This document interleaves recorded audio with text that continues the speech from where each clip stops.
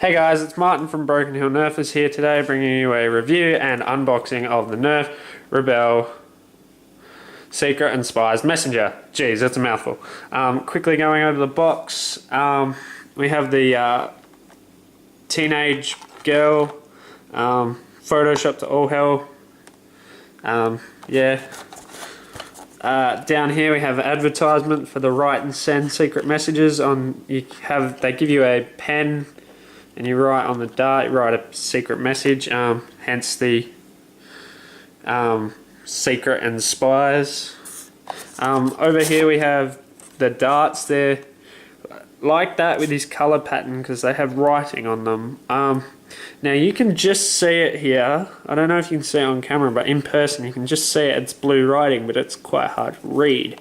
And you pull this red tab thing and it removes all the pink bits and shows you what it says. This dart just here says surrender.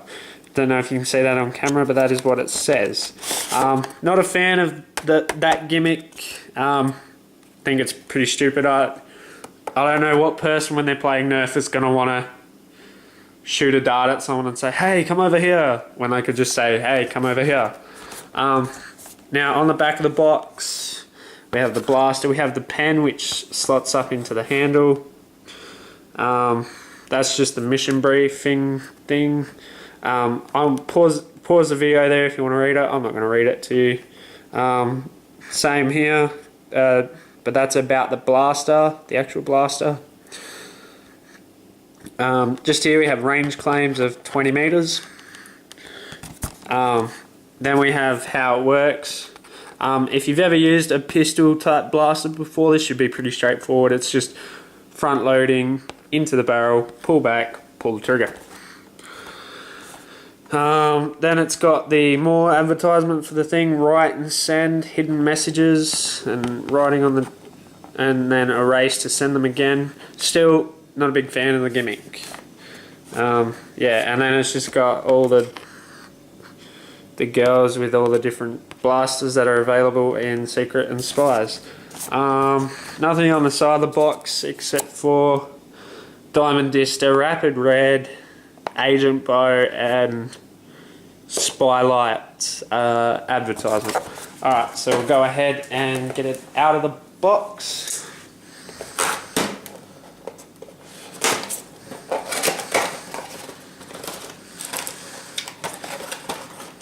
I'm just going to destroy my packaging. I'm not someone who cares about packaging most of the time, so but if you're someone that cares about packaging, you may want to take your time and do this.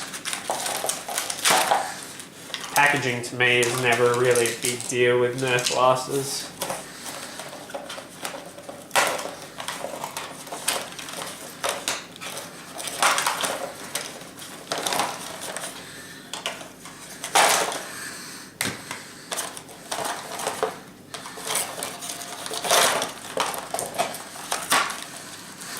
I know this looks really messy, and believe me, it is.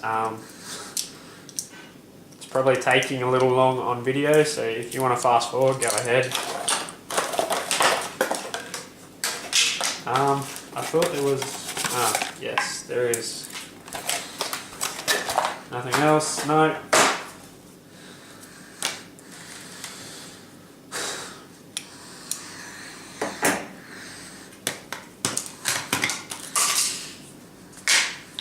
I'm just throwing all the scrap bits over there. Alright, so included with the blaster is the instruction book. For me, I don't need that. I know what's going on. So that's in the junk. This little clip decoder thing, I don't know what you want to call it. The idea of this is you put it in, the darts in, and you can read the message. This one says mission complete. Don't know if you can see that or not.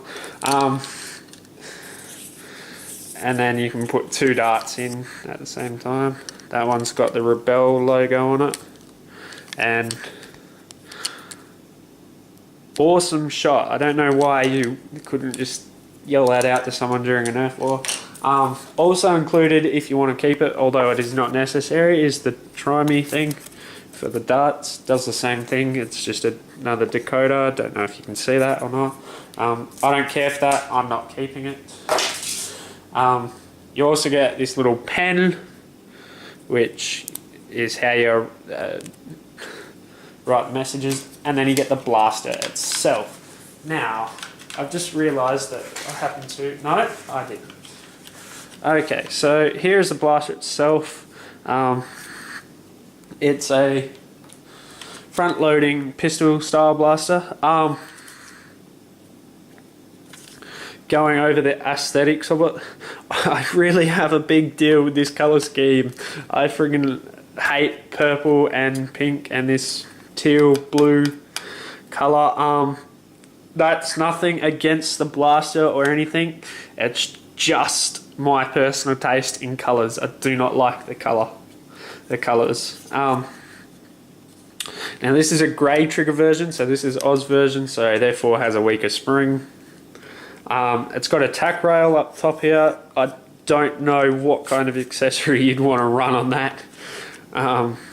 So yeah, that's kind of weird to have that there.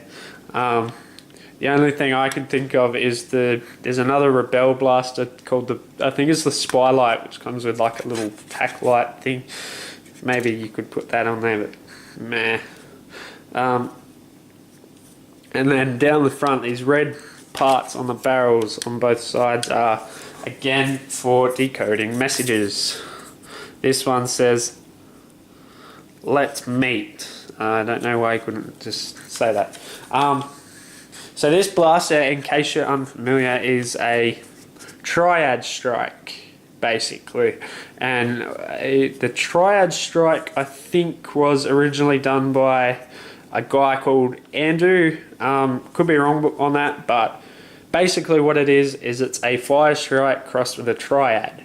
It's got the same kind of internals as a triad, so the 3-barrel smart AR system, and I'll go over that in 2 seconds, and then a FireStrike style priming. So yeah, and what the smart AR means is in here the ARs are linked, and when you put a dart in, if you only have it on that barrel, it disengages the air restrictor for that barrel. Therefore, when you pull back the prime and fire, the air goes through that as there is less resistance. You can't really do much in there. I'll go over mods in a second, but so going over how the blaster fires, you load the darts into all 3 barrels, pull the prime back, and just pull the trigger.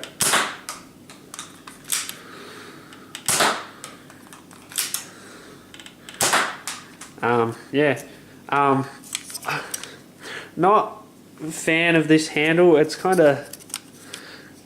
sturdy and comfy, but to me it just feels kind of off. I don't know why. Just my fingers are in the gaps. Maybe that's just a personal thing and not the blaster, but yeah.